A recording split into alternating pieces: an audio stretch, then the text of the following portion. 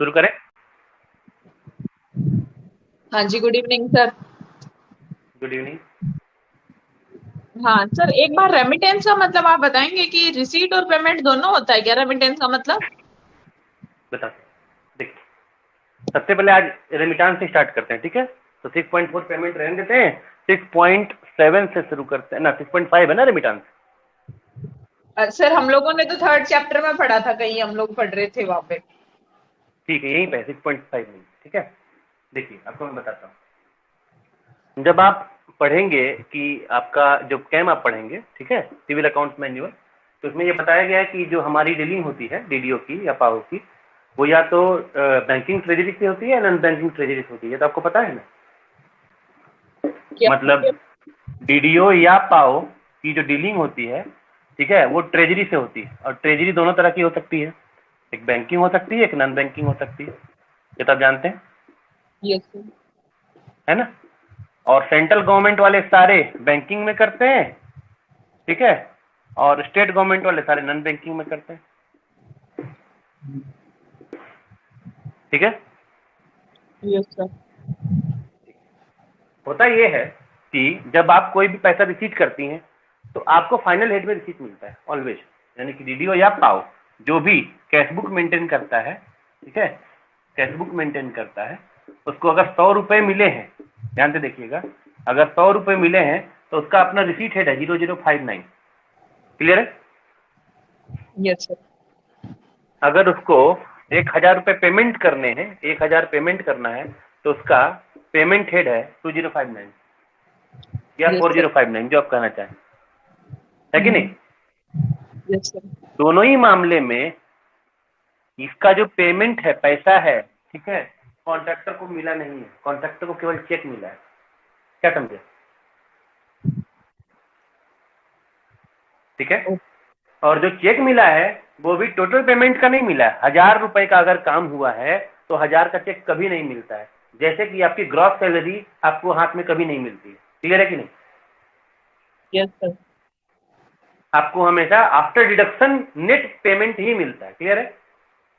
Yes sir. तो मान लीजिए कि 1000 का बिल है, ठीक है, और 1000 के बिल में डिडक्शन 7 रुपए का है, मान लीजिए, ठीक है, सात करना गलत होगा, 70 रुपए का है, तो 930 रुपए का चेक बनेगा। Yes sir. अभी 930 रुपए का जो चेक है, यही बैंक उसको पेमेंट करेगा ना, कॉन्ट्रैक्टर को। हाँ जी सर। क्लियर है ना? आप समझ रही बात को कि नहीं? हाँ। ऐसी स्थिति में अगर इसने भी 2059 में बुक किया और बैंक भी अगर 2059 में बुक कर देगा, तो डबल बुकिंग नहीं हो जाएगी एक ही खर्चे की? कुल खर्चा कितना दिखेगा 2059 में? 1000 इसकी तरफ से और 930 रुपए इसकी तरफ से, यानी कि काम किया उसने 1000 का और खर्चा दिखेगा 1930 रुपया। क्लियर है? कैसे सर, दोबारा बताना प्लीज। 2059 में एग्जीक्यूटिव इंजीनियर ने बुक किया 1000 रुपए एक्शन ने, ठीक है, और चेक दिया कॉन्ट्रैक्टर को 930 रुपए का, ठीक हाँ है, जी। और 930 रुपए अगर ट्रेजरी भी 930 रुपए 2059 में ही बुक करेगा, तो 2059 में टोटल एक्सपेंडिचर कितना रिफ्लेक्ट करेगा? 1930। हाँ 1930। सही बात है। जो रियल तो है नहीं, एक्चुअल में तो 1000 रुपए का क्या काम हुआ है। Yes sir.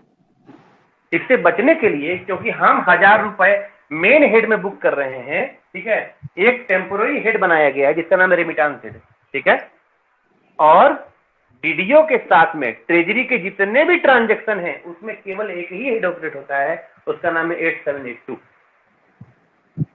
तो ये जो 930 रुपए बुकिंग होगी वो बुकिंग किसमें होगी? 8782 में। क्लियर है? Okay sir.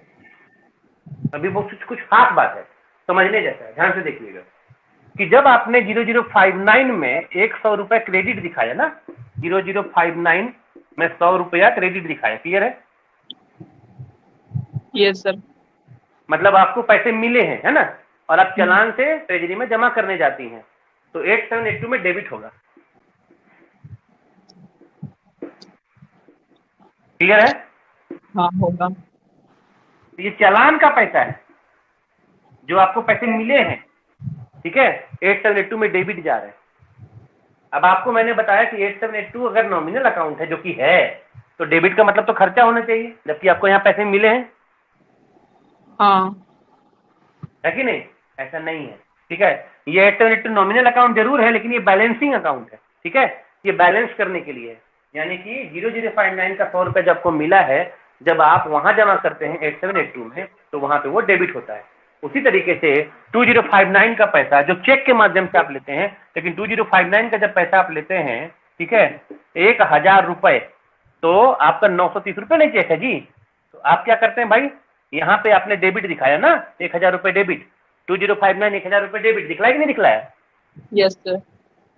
तब आप क्या करते हैं, 8782 930 क्रेडिट, ठीक है, और 70 रुपए जो क्रेडिट होगा वो डिडक्शन के अलग अलग हेड में होगा, ठीक है। डिडक्शन के डिफरेंट हेड में वो कौन से हेड होते हैं वो मैं आपको बता देता हूँ, देखिएगा। ये 70 रुपए, उदाहरण के तौर पे इनकम टैक्स का डिडक्शन जो होता है वो हेड होता है 8658112 टीडीएस सस्पेंस, 8658112 टीडीएस सस्पेंस। ये किसके लिए होता है? इनकम टैक्स के लिए, क्लियर है? Yes sir. ये सस्पेंस उसी में क्या तरीके से, प्राइवेट हाँ सस्पेंस? हाँ हाँ हाँ, ठीक है। उसी तरीके से जीएसटी का जो होता है 8658139, ठीक है, जीएसटी सस्पेंस और जीएसटी, क्लियर है? Okay sir. तो यहाँ पे ये जो 70 रुपए है ना, यहाँ पे क्रेडिट होंगे। कैसे क्रेडिट होंगे? 70 में मान लीजिए इनकम टैक्स में मान लीजिए 20 रुपए था, तो 20 रुपए क्रेडिट, ये 30 रुपए था, 30 रुपए क्रेडिट, ठीक है। और 8443 सिविल डिपॉजिट, 8443 सिविल डिपॉजिट, ठीक है, वहां पे आपके 20 और 30 और 20 रुपए क्रेडिट, कुल मिलाकर के 70 क्रेडिट हुआ। Yes sir. और ये बाकी का पैसा जो होगा 8782 का क्रेडिट होगा, यानी कि चेक का पैसा 8782 में क्रेडिट होता है और चालान का पैसा 8782 में डेबिट होता है। समझ गए? क्योंकि पेमेंट आपने नहीं किया, पेमेंट किसने किया है? ट्रेजरी ने। हाँ तो ट्रेजरी के लिए वो डेबिट होगा। देखिए एजी ऑफिस के पास जब फिगर आता है ना, तो दोनों साइड से फिगर आता है, इसको भी मैं समझा देता हूँ, ध्यान से देख लीजिएगा, ठीक है। ये जो फिगर मैंने आपको बतलाया है, ये फिगर वर्क्स का बतलाया है, ठीक है, देखिएगा ध्यान से। ये है वर्क्स और ये है ट्रेजरी, ठीक है। और दोनों के फिगर कहां आते हैं? एजी ऑफिस में, ठीक है। अब आप देखिएगा, वर्क्स के फिगर में मैंने बताया था चालान का पैसा 8782 में क्या होता है? डेबिट होता है। और चेक का पैसा 8782 में क्या होता है? क्रेडिट होता है। बताया था कि नहीं बताया था? अभी तो लिख के दिखाया यहाँ पे, चालान का पैसा 8782 में डेबिट हुआ, चालान का पैसा 8782 में डेबिट हुआ, लिख के दिखाया ना। चेक का पैसा 8782 में क्रेडिट हुआ, लिखा है ना अभी तक। लेकिन चालान का क्या मतलब हुआ सर? चालान का मतलब हमने पैसे जमा कराए। चालान क्या है मैं बता दूंगा आपको। आप बैंक में पैसे जमा कराने जाती, कोई फॉर्म भरती है? हाँ वो स्लिप, पे स्लिप देते हैं ना। हाँ हाँ, उसी को चालान कहते हैं, ओके सर। ठीक है। आप समझ रहे हैं ना? तो ये जो है पीडब्ल्यू डिवीजन का ये हिसाब है। अब ट्रेजरी एक्चुअल पेमेंट कर रहा है, तो ट्रेजरी चेक से जब 8782 पेमेंट करेगा, तो ट्रेजरी का जो चेक होगा फिगर 8782 में डेबिट होगा। क्लियर है? एक सेकेंड, ये ट्रेजरी में डेबिट कैसे होगा सर? क्योंकि एक्चुअल में पेमेंट बैंक अकाउंट से, मतलब जो कॉन्ट्रैक्टर है आपने, मैं देखिए मैं हूँ एग्जीक्यूटिव इंजीनियर और आप हैं ट्रेजरी, ठीक है। हाँ सर। तो मैंने कॉन्ट्रैक्टर को 930 रुपए का चेक पकड़ा दिया, तो मैंने उसके अकाउंट में पैसे ट्रांसफर किए? हाँ नहीं किए ना। आपके पास वो चेक लेकर के गया, आप ट्रेजरी ऑफिसर हैं, आपने उसके अकाउंट में 930 रुपए ट्रांसफर किए हैं, तो पेमेंट मैंने किया है 930 में कि आपने किया है? मैंने किया है, बैंक ने। तो हाँ, तो 8782 का जो डेबिट होगा वो आपको लगेगा कि हमको लगेगा? वो ट्रेजरी या बैंक को लगेगा। और हमको 2059 का डेबिट 1000 का लग चुका है। Okay sir, okay. अब समझ में आई बात? हाँ जी। तो यहाँ पे चालान में 8782 क्रेडिट होता है। काहे क्रेडिट होता है? इसलिए क्रेडिट होता है कि आपने अगर 100 रुपए ट्रेजरी में डाले हैं तो ट्रेजरी को 100 रुपए मिले। Yes true. तो ट्रेजरी को जब 100 रुपए मिले तो ट्रेजरी के अकाउंट में वो क्रेडिट होगा, हमारे अकाउंट में वो डेबिट होगा। हाँ, क्योंकि वो हमारे अकाउंट से तो जा रहा है ना। पेमेंट साइड में निकला है इसीलिए। हाँ। ठीक है। और जब चेक से किसी को पेमेंट मिलता है तो ये माना जाता है कि चेक से पेमेंट पहले एग्जीक्यूटिव इंजीनियर को मिला और एग्जीक्यूटिव इंजीनियर उस पैसे को फिर कॉन्ट्रैक्टर को दिया। ठीक है।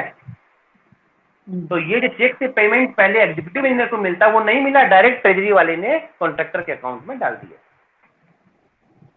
इसका मीनिंग यही है, जब आप चेक से पेमेंट कर रही होती हैं इसका मतलब है कि चेक से आपने पहले विड्रॉ किए कैश, और कैश विड्रॉ करने के बाद उतने रुपए कॉन्ट्रैक्टर को दिए। समझ में आई बात? Yes sir, yes sir. इसीलिए ये वाला फॉर्मेट, हाँ, एजी ऑफिस में आपको दोनों मिलेगा। क्या समझ रही हैं आप? एजी ऑफिस में आपको दोनों मिलते हैं। जब आप एजी ऑफिस में WM2 में कभी जाएंगी विजिट करने के लिए, आपको वर्क्स का भी हेड मिलेगा, ट्रेजरी का भी हेड मिलेगा। डेबिट का मतलब आपको चालान समझना होगा वर्क्स में, और क्रेडिट का मतलब चेक समझना होगा वर्क्स में, और इसका जस्ट रिवर्स होगा ट्रेजरी में। ठीक है। हाँ जी सर। अभी तक ये पूरा नहीं हुआ है क्योंकि आपने रेमिटांस उठा दिया है, इसलिए मुझे इसको कंप्लीट करना होगा, है ना। अब आप देखिए, आपके अकाउंट में रेमिटांस को डील करने के लिए एक फॉर्म दिया गया है, वो फॉर्म नंबर 51 है। उसके बारे में आप जानती हैं? फॉर्म 51। हाँ, settlement with treasury, yes, settlement with bank, settlement with bank. Okay.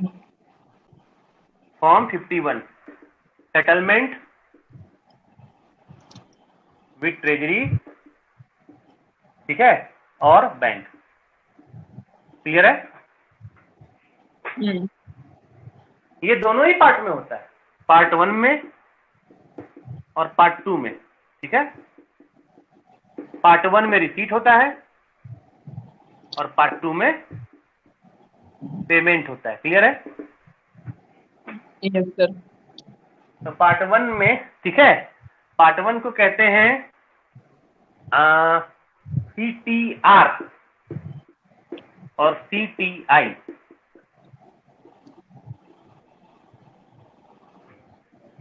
ठीक है। इनकी क्या फुल फॉर्म है sir? Certificate of treasury receipt और certificate of treasury issue. Payment को क्या कहा गया है? इशू। ये टेक्स्ट में कहाँ दे रखा है सर? टेक्स्ट में आप कहाँ से इसको लिंक कर रहे हैं?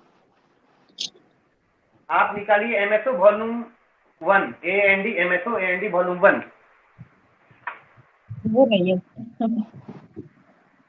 वो अपने सिलेबस में है क्या? हाँ हाँ, आपके सिलेबस में PC 16 में।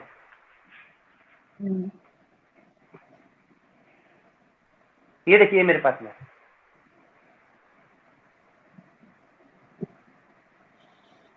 हेलो।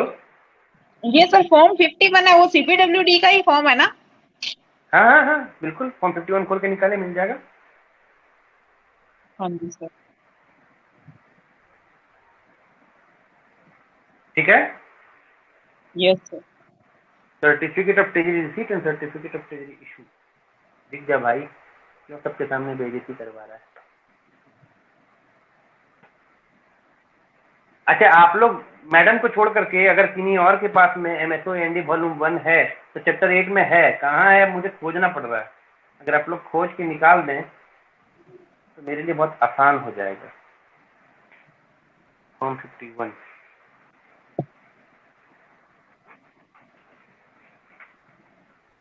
तो बताएगा मुझे कि कहाँ है, और इसमें बहुत ज्यादा इंपॉर्टेंट है ये वाला।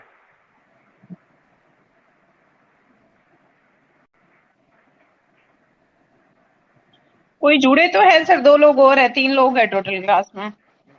कोई हाथ उठावे तब।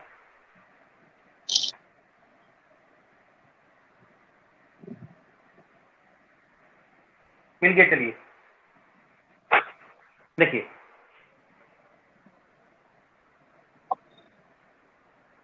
एट 8.35 पढ़िए। Yes, sir. On receipt of Form CPWA 51 और PWA 26, ओके, ये PWA में स्टेट में 6 है ना सर, 26 है। Should be seen that the figure in the line 4 of part 1 and part 2 are supported by original consolidated receipt and certificate of issue of check signed by treasury officer। बस यही है, consolidated receipt, CTI consolidated treasury receipt, sorry CTR consolidated treasury receipt और CTI certificate of treasury issue. Okay, ये certificate of treasury issue है, वो consolidated treasury receipt है। हाँ हाँ, ठीक है, ओके सर। है ना। अब कैसा बनता है वो आपको दिखा देते हैं, ठीक है। ये सेटलमेंट भी ट्रेजरी ठीक वैसा ही है जैसे कि बैंक के साथ में आपका सेटलमेंट होता है ना। हाँ जी सर। नहीं, BRS, बैंक रिकंसिलेशन स्टेटमेंट आप लोगों ने पढ़ा होगा। हाँ पढ़ा है ना, PC14 में है ये BRS, कैश बुक का बैंक कॉलम और पासबुक। ठीक है ना। तब आप देखिए, अब पहले पार्ट रिसीट कर लेते हैं ना। तो पार्ट 1 में 5 लाइन है ना, लाइन 1 2 3 4 और 5, ठीक है। तो ये है ओबी का मतलब पिछले महीने का सीबी ऑफ लास्ट, क्लियर है। हाँ, ओपनिंग बैलेंस और वो लास्ट का बैलेंस है बात है, सीबी ऑफ दिस मंथ होगा ना। Yes sir. अब सारा खेल इसी में, ठीक है। ये जो सीरियल नंबर 2 है एज पर कैश बुक है, ध्यान से देखिएगा, as per cash book. Cash book कौन मेंटेन करता है? Executive engineer. हाँ, DDO। 1 और 2 जोड़ देंगे तो हो जाएगा 3, ठीक है। सीरियल नंबर 4 जो है CTR, एज पर CTR, ठीक है। और 5 बराबर हो जाएगा 3 - 4 = 5, 3 - 4 = 5, यही फॉर्मूला है, क्लियर है। Yes sir. कुछ मजेदार मामला है, समझे। मामला ये है कि जब आप फॉर्म 51 पलट के देखेंगे, अच्छा उससे पहले कहानी सुनिए। कहानी ऐसा है कि एक साहब रिटायर होने वाले थे, मतलब सीनियर मोस्ट थे, बस 1 महीने में रिटायर करते। उनका फॉर्म 51 बहुत दिनों से चला रहा था, मैंने चेक नहीं किया था, मेरे सामने आया तो मैंने चेक किया, तो मैंने ऑब्जेक्शन लगा दिया। ऑब्जेक्शन लगा दिया तो आग बबूला हो गया कि आप तो भाई नए नए आए हैं और आप अपनी तीसमार्था दिखा रहे हैं, हमने जो बनाया वो सही बनाया। उन्होंने क्या बनाया था? पार्ट 2 जो लिखा हुआ था एज पर कैश रिसीट, मान लीजिए कि आपके पास में पूरे महीने में 20,000 रुपए रिसीट हुआ, ठीक है। और 20,000 रुपए में आपने रेमिट किया, 20,000 रेमिट नहीं किया, रेमिट केवल 18,000 ही किया। और उस 18,000 को अगर ट्रेजरी ने एक्नॉलेज कर लिया कि हाँ मुझे रेमिट मिल चुका है, तो आपके पास जो डिफरेंस बचेगा क्लोजिंग बैलेंस वो 2,000 बचेगा, क्लियर है। लेकिन आपने जो रेमिट किया हो सकता है कि उसी को वो एक्नॉलेज ना करे, मैंने 18,000 में से 17,000 एक्नॉलेज करे और 1,000 एक्नॉलेज ना कर पाए, क्योंकि लास्ट वर्किंग डे में आपने रेमिट किया होगा, किसी वजह से एक्नॉलेज ना कर पाए। तो ये जो मेन डिस्कशन हुआ था, ये पॉइंट नंबर 2 पे हुआ था कि ये रिसीट का हिसाब होगा कि रेमिटेड होगा। तो एक्चुअल में लिखा हुआ है कैश रेमिटेड इनटू बैंक। तो मान लीजिए कि आपको रिसीट हुआ 20,000 और आपने रेमिट किया 18,000, तो 20,000 लेना है कि 18,000 लेना है, समझे। 18।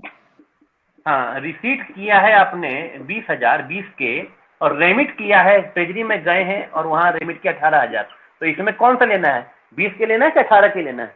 18 इसी पर झगड़ा हुआ था, 18 लेना, क्योंकि लिखा हुआ है कि रेमिटेड, समझ गए। Yes sir. क्योंकि जो आपने रिसीट किया होगा वो आपने रिसीट किया होगा 0059 में, सोचिए आप। Yes sir. और जो रेमिट किया होगा 8782 में। Yes sir. अपने को 0059 का फिगर नहीं लेना है, 8782 का फिगर लेना है। Yes sir. और उसमें से भी जो आपने रेमिट किया ठीक है, कोई जरूरी नहीं है कि ट्रेजरी उसने एक्नॉलेज कर दे। वजह, क्योंकि आपको last day of the month account close करना है और आपने लास्ट डे में ही उसको रेमिट करने के लिए भेजा। ठीक है, तो लास्ट डे में ट्रेजरी के पास में इतना बल्क में रेमिटेंस के लिए पैसे आ गए कि वो उसको एक्नॉलेज कर ही नहीं पाया, उसको अगले महीने एक्नॉलेज करेगा, नो प्रॉब्लम एट ऑल, लेकिन उस महीने वो एक्नॉलेज नहीं कर पाया। Yes sir. तो यहां अगर ओपनिंग बैलेंस है 0 और अगर 18,000 आपका रेमिटेंस में है पॉइंट नंबर 2 में, तो पॉइंट नंबर 3 में 18,000 ही होगा। Yes sir. और फिर उसने एक्नॉलेजमेंट मान लीजिए 17,000 ही किया है, तो बैलेंस कितना बचेगा? 1,000 बचेगा नहीं बचेगा? ये आपने 4 एज पर CTR लिखा है क्या 17 के? हाँ, अच्छा ये अच्छा, रिसीट जो कॉलम नंबर 4 है वो ट्रेजरी से लेंगे हम। ट्रेजरी के ऑफिसर अपने सिग्नेचर से, स्टाम्प से सर्टिफिकेट देते हैं। हाँ, उससे लेंगे, ठीक है। बैंक के मामले में ये नहीं होता है। मुझे ये बताने का मूल पर्पस यही कि बैंक के मामले में ऐसा नहीं होता है। बैंक डेली स्क्रॉल देता है। हाँ हाँ हाँ, कुछ ऐसा पढ़ा तो था। इसका ये मतलब नहीं कि हम फॉर्म 51 नहीं बनाते हैं, फॉर्म 51 हम बनाते हैं, समझे कि नहीं, पर वो डेली स्क्रॉल के आधार पे पूरे महीने का सम करके बना देते हैं। हाँ। क्लियर है?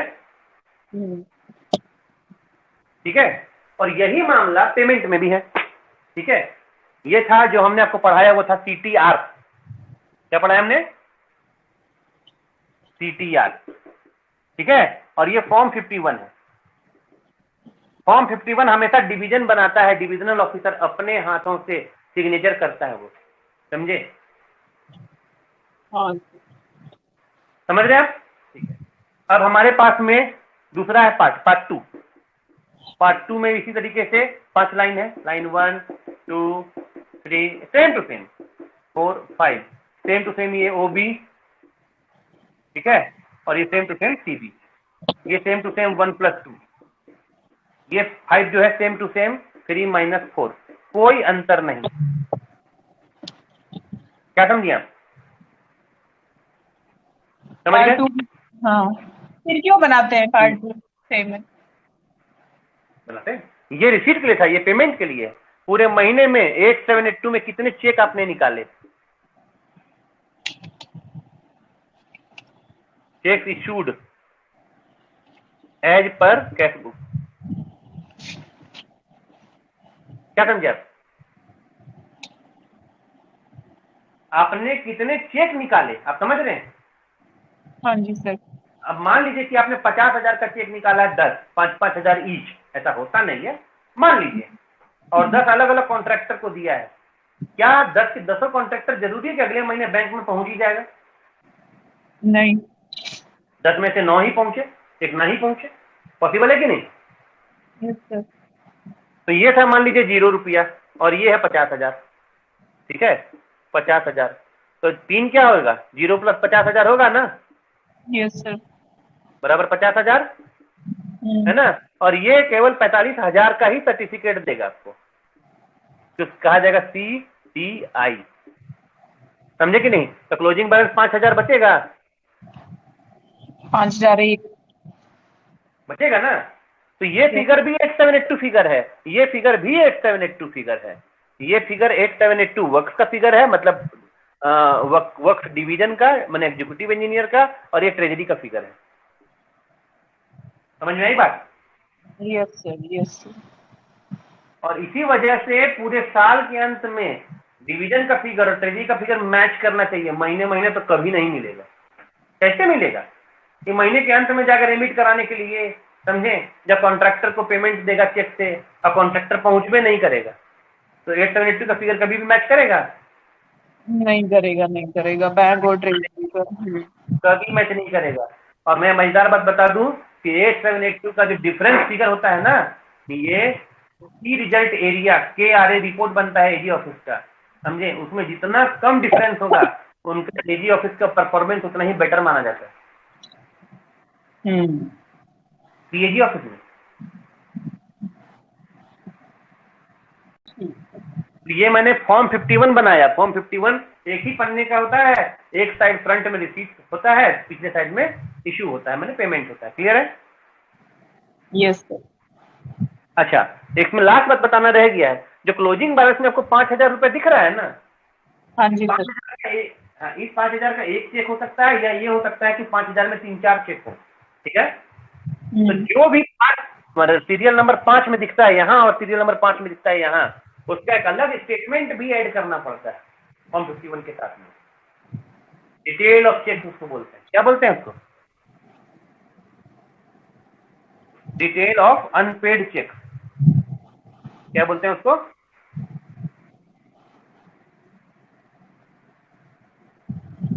तो याद कीजिए, आपने कल की क्लास में पूछा था कि सर कोई चेक एक्सपायर कर गया है, हमें कैसे पता चलेगा? किससे पता चलता है? हाँ हाँ हाँ हाँ हाँ। कोई चेक की वैलिडिटी 3 महीने से ज्यादा की हो रही, कैसे पता चलेगा सर? इसी से पता चलता है। इसीलिए फॉर्म 51 बहुत ही क्रूसियल माना जाता है। Yes sir.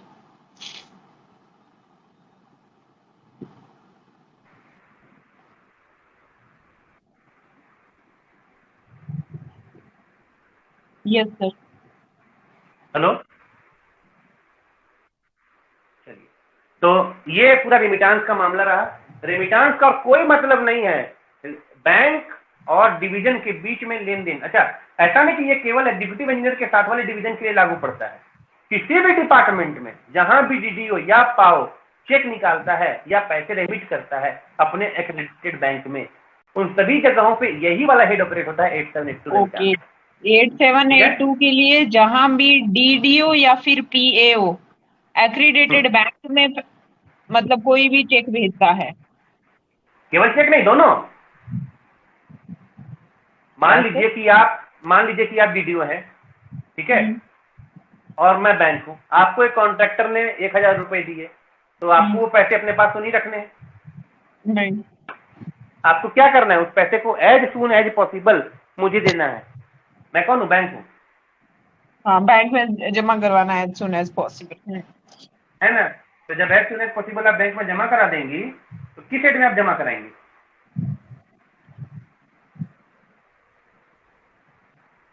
इसको पढ़िए, 6.3.5 पढ़िए जरा।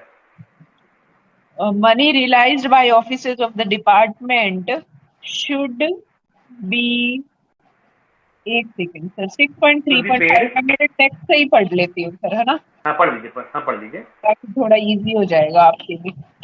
हाँ पढ़ लीजिए। Money realized by officer of the department should be paid as soon as possible into the accredited bank for credit as miscellaneous receipt of the department.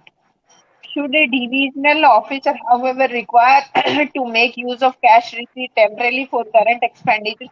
अच्छा, ये तो पढ़ा था ना, अगर वो कर लेता है तो उनको फिर से एक वो देना पड़ता है अपना चेक। हाँ, मतलब वो तो हमने पढ़ा था। पॉइंट ये है कि उसको अपने पास पैसे रखने ही नहीं है। हाँ हाँ। कोई भी डिपार्टमेंटल ऑफिसर है जिसके पास में डीडीओ का पावर है, ठीक है, उसको पैसे अपने पास रखने ही नहीं है। एज सून एज पॉसिबल उसको एक्रेडिटेड बैंक में जमा करने हैं। किसी भी डिपार्टमेंट की बात करता हूँ। तो सर डीडीओ के पास में जैसे चेक आया कॉन्ट्रैक्टर से, तो उसने क्रेडिट कर लिया, एंट्री कर ली, फिर वो बैंक में 8782 में रेमिट करके वो डेबिट कर देगा, ऐसे ही ना? यस यस यस, हाँ। क्लियर है? हाँ जी सर। इसमें तो कोई डाउट नहीं है ना? हाँ, नहीं नहीं नहीं। यही वो मेन मसला है जो कि समझने जाता है कि किसी भी डिपार्टमेंट के लिए ये वाला हेड है 8782। अच्छा, और बात रही नहीं है, ठीक है। फॉर्म 51 तो क्या मैंने बताया आपको? सेटलमेंट विद ट्रेजरी बताया था ना? Yes sir. एक और फिफ्थ फॉर्म है, फॉर्म नंबर 77 है, 79 है, 77 है शायद, फॉर्म 77, TPWA 77, ठीक है। ये डेबिट में भी होता है, क्रेडिट में भी होता है। क्लियर है? कौन सा फॉर्म होता है ये आखिर? ये फॉर्म जो होता है आपके डिटेल पूरा, जैसे कि आपका जो इसमें as per cash book serial number 2 में केवल दिख रहा था, केवल टोटल फिगर दिख रहा था ना। हाँ। हेलो, आपने पूरे महीने में किस चालान से, किस नंबर के चालान से कितना पैसा रेमिट किया है, ये कहां से नजर आएगा?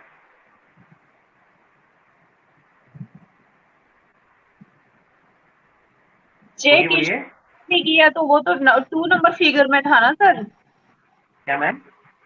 वो तो जितना आपने चेक इशू किया है वो तो हाँ, 2 नंबर फिगर में था। वो तो केवल था आपका टोटल, 2 नंबर फिगर में था केवल मंथली टोटल, और चेक वाइज फिगर कहाँ आएगा?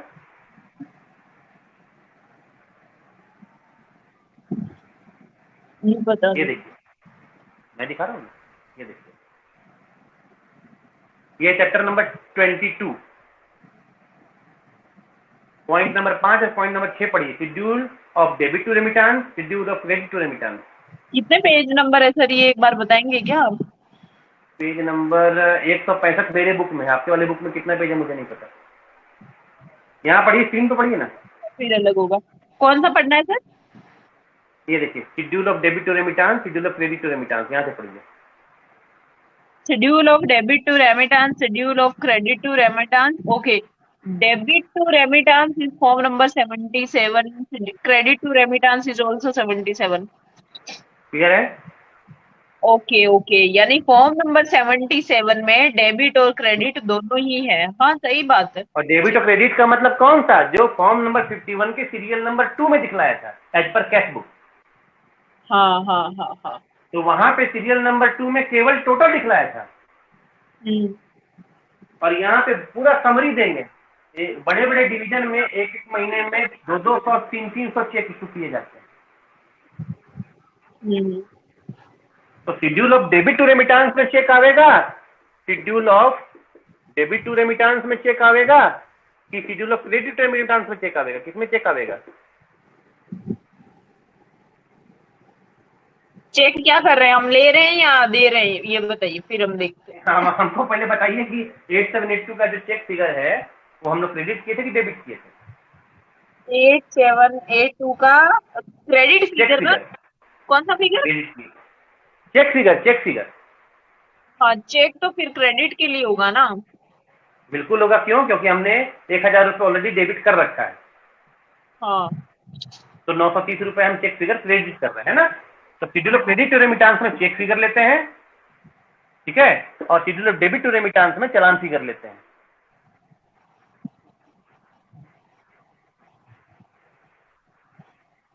ठीक है, यानी इसको रिसीट का रेमिटेड फिगर लेते हैं और इसमें इशूड फिगर लेते हैं।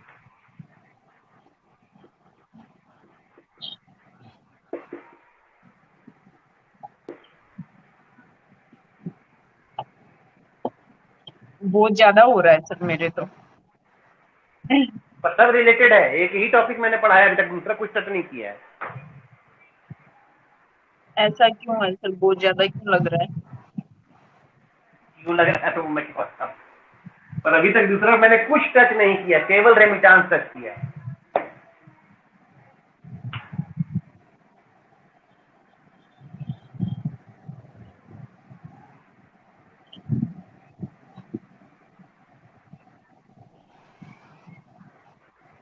क्लियर हुआ कि नहीं?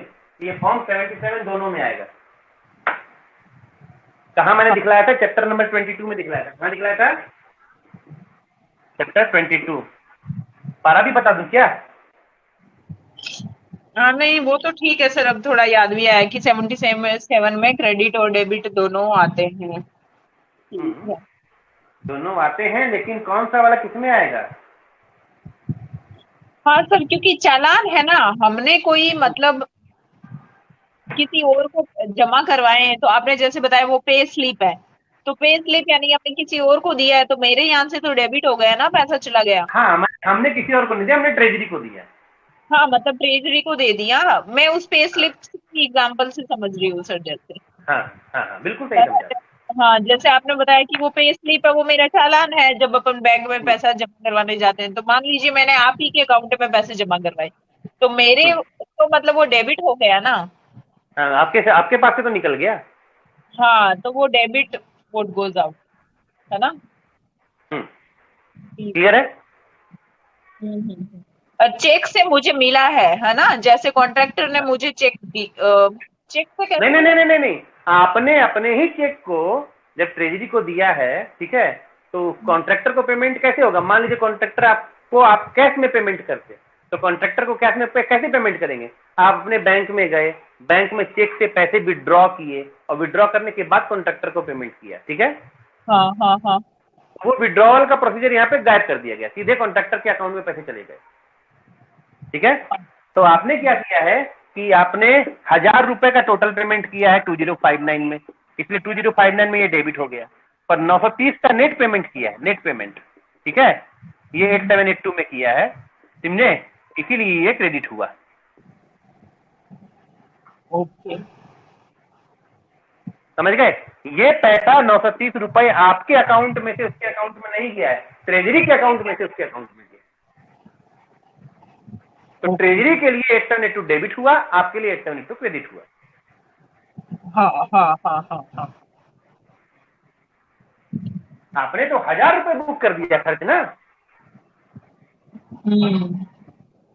और अल्टीमेटली खर्चा 2059 में ही बुक होना है। 8782 कोई एक्सपेंडिचर हेड है नहीं, एक्सपेंडिचर हेड पर 2059 है। Yes sir. ये तो टेम्पोररी सेटलमेंट हेड है। रेमिटांस हेड क्या होता है? सेटलमेंट हेड, टेम्पोररी हेड है ये। Yes sir. अभी रेमिटांस के पूरा कंसेप्ट क्लियर हुआ? हाँ सर, लग तो रहा है। या तो कि और ज्यादा इसमें कुछ ऐड, या तो ज्यादा कंफ्यूजन हो जाएंगे या फिर कुछ समझ आ जाएगा। इसी में कुछ और ऐड कर दे क्या अभी भी? आप बता दीजिए सर, कोई नहीं, अब इतना ज्यादा हो गया तो बाकी भी देख लेंगे। अब कुछ नहीं है, अब बताऊँ। रेमिटांस पूरा हो गया, हाँ। ठीक है? हाँ जी। चलिए फिर बाय, कल मिलते हैं।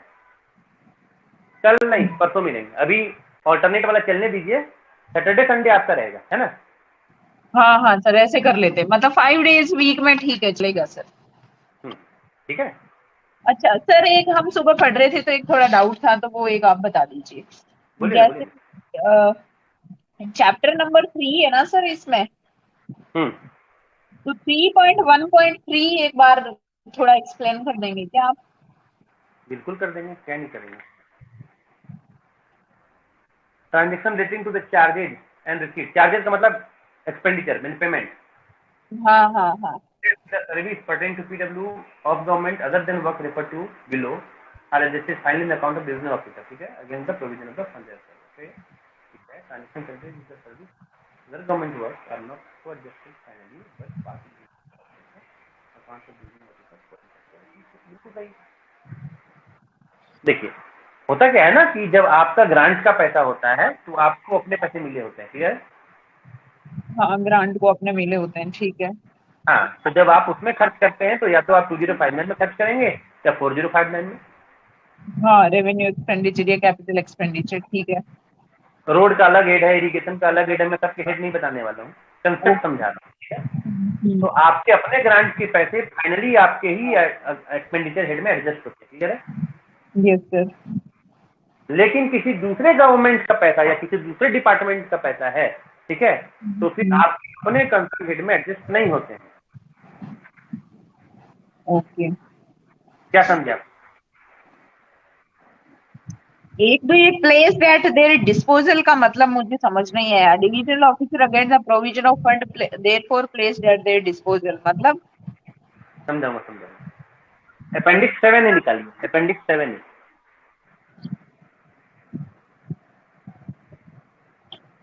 निकालिए।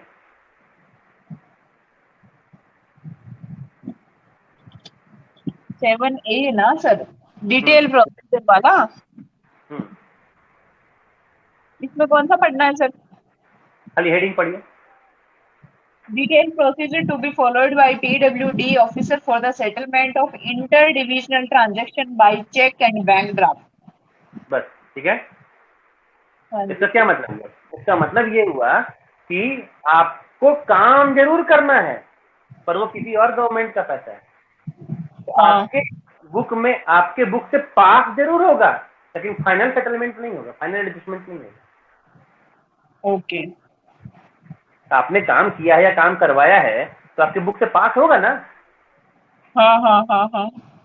लेकिन आपके वाले हेड में 4059 2059 में एडजस्ट नहीं होने वाला है। तो जिस गवर्नमेंट का पैसा है उसके हेड में एडजस्ट होगा, आपके हेड में एडजस्ट होने वाला नहीं है।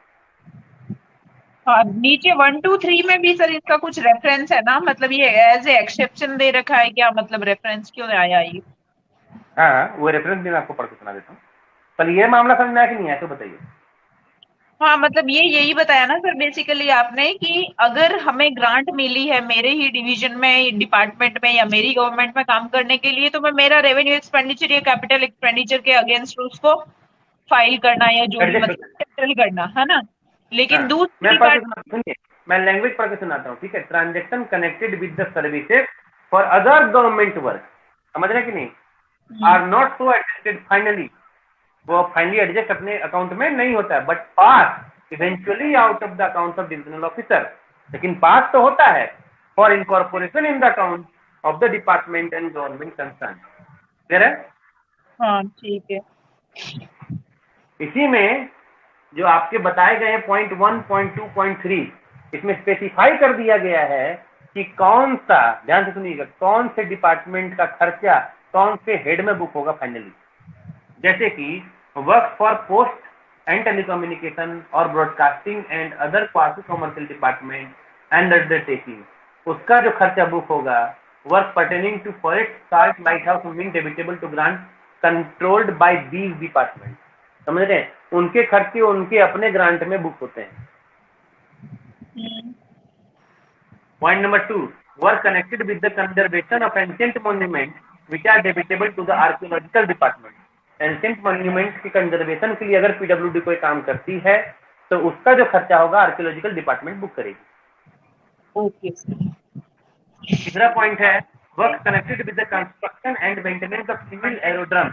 अगर सिविल एरोड्रम्स के कंस्ट्रक्शन और मेंटेनेंस से लेकर के पीडब्ल्यूडी कोई काम करती है तो उसका खर्चा सिविल एविएशन डिपार्टमेंट बुक करेगी। अच्छा, उसका सिविल एविएशन करेगी। हाँ, ये एग्जाम्पल दिए गए हैं कि कौन से डिपार्टमेंट का खर्चा कौन कौन बुक करता है। क्लियर है? अच्छा, इसलिए सर 3.1.3 में ये पहली लाइन जैसे ऐसे कह रही है क्या, transaction relating to the charge and receipt connected with the services pertaining to PWO public work of government other than work refer to below. तो इस बिलो का मतलब ये नीचे वाले तीन, 1 2 3, इन तीनों को छोड़ के are adjusted yes, finally the account of the DO against the provision of fund therefore placed at their disposal.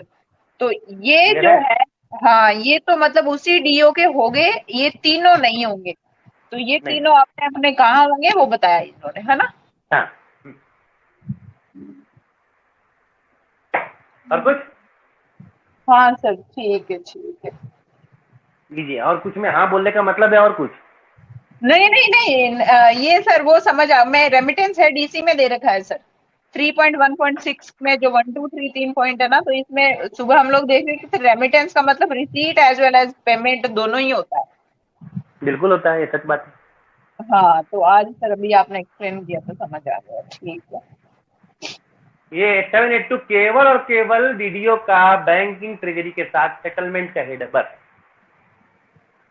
Okay. अच्छा, जैसे पीओ, कि पीओ नहीं का नहीं, जैसे कि इसमें एक बात इसमें बात नहीं है, ये जो 882 का जो हेड है, ठीक है, किसके साथ सेटलमेंट का हेड है? किसके सेटलमेंट का मतलब? आओ का किसके साथ सेटलमेंट का हेड है? ये तो, एक्रेडिटेड बैंक के साथ, हाँ है ना। एक्रेडिटेड बैंक तो कोई ऑथराइज बैंक ही होगा, जो हाँ हाँ। आरबीआई का रजिस्टर्ड, यस। आरबीआई का रजिस्टर्ड बैंक होगा, हाँ सर, आरबीआई का शेड्यूल्ड बैंक होगा, है ना। मतलब शेड्यूल में से कोई होगा एक जो एक्रीडेटेड होगा। हाँ हाँ हाँ हाँ हाँ हाँ। तो आपका जो बैंक है अदर बैंक, ठीक है, अदर बैंक, है ना, उसके साथ जो एडजस्टमेंट का हेड है वो कौन सा हेड है? 8782। बस सभी बैंकों के पिताजी कौन है? RBI। तो अगर आरबीआई का, माने ये किसके बारे में बोल रहा हूं मैं, ये बोल रहा हूं एग्जीक्यूटिव इंजीनियर, ठीक है, ऑब्लिक पाओ, ऑब्लिक डीडीओ, जो आप समझना चाहें। तो उसका जब बैंक के साथ सेटलमेंट होगा तो ये वाला हेड होगा, और आरबीआई के साथ सेटलमेंट होगा तो ये वाला हेड होगा। Okay okay. कि डीडीओ या पीएओ जब भी बैंक के साथ सेटलमेंट करेगा तो 8782 से करेगा, और डीडीओ या पीएओ जो भी आरबीआई के साथ सेटलमेंट करेगा तो 8675 से करेगा, है ना सर? जी जी, देखो कहा जाता है डिपॉजिट विद आरबीआई। हाँ क्लियर है? हाँ, ये अच्छा, ये भी है कहीं चैप्टर नंबर 22 या बैंक वालों में कहीं।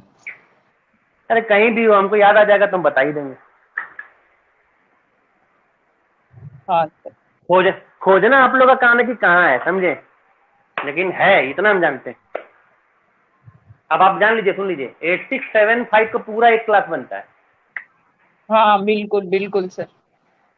वो जब हम बताना शुरू करेंगे ना तो कई परतों को टच करेंगे, हाँ सर। वो भी जो आपके सिलेबस में नहीं है।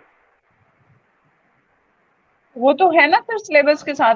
अच्छा, आप जब नहीं पढ़ाएंगे नहीं, तो ऐसी चीजें बताएंगे जो सिलेबस में नहीं है।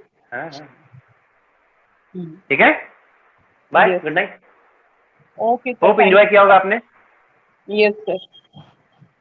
चलिए, ऐसे ही क्वेश्चंस खोज खोज के लाई तो पढ़ाने में मजा आएगा ना, आप जानते हैं बोर लगने लगा है एकदम लाइन बाय लाइन पढ़ाना। हाँ ठीक है सर, अभी हम क्योंकि लोग धीरे धीरे पहुंच जाएंगे। आप लोग को पढ़ाने से पहले मैं खुद भी पढ़ता हूँ, तो अब पढ़ता हूँ तो अब लगता है यार कितनी बार पढ़ लिया, क्या पढ़े, लेकिन फिर भी पढ़ना होता है, क्या करें, क्वालिटी मेंटेन करने के लिए। ठीक है फिर, बाय, है ना। Okay, good night sir.